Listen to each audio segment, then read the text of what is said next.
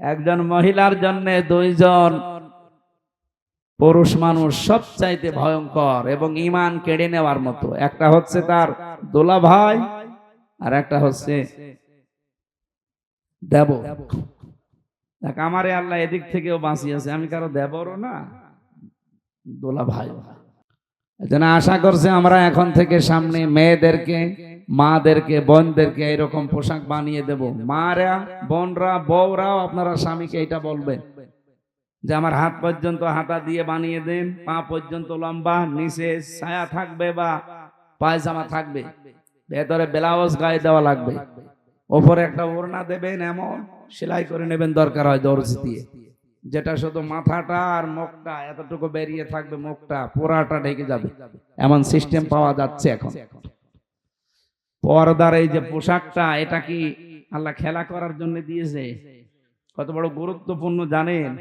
আজ যে হাজারো জায়গায় জেনা হয়, পরকীয়া প্রেমে মানুষ লিপ্ত হয়, শুধুমাত্র এই পোশাক আশাক ঠিক না থাকার কারণে। গ্রাম অঞ্চলে হয়তো এসব নেই, শহরে চলে না। এই যে ভাবির সাথে যারা পর্দা রক্ষা করে চলতে পারেন না, শালীর সাথে যারা পর্দা রক্ষা করে চলতে পারেন না, এখানে একটা কারণ আছে। মনে হয় নিজের লোক, এর আর কি, বলে দোলা ভাই আমার বড় ভাইয়ের মতো। কয়েকদিন পরে দেখা যাচ্ছে দোলা ভাইয়ের সাথে আল্লাহ রাসূল চলছে। এই জন্যে নবীজি বলেন, একজন পুরুষের জন্য দুইজন মহিলা পৃথিবীতে সব চাইতে ভয়ঙ্কর। একজন হচ্ছে তার শালী, দুই নাম্বার তার ভাবি। আল্লাহ এই দুইটা থেকে আমাদের ঈমান বাঁচানো খুব দরকার। যেহেতু এখানে কিছু মনে করি না তো আমরা, কখন যে আমাদের ঈমান চলে যায় আমরা টেরও পাই না। এই দুই জায়গায় পর্দা রক্ষা করা নফল না ফরজ?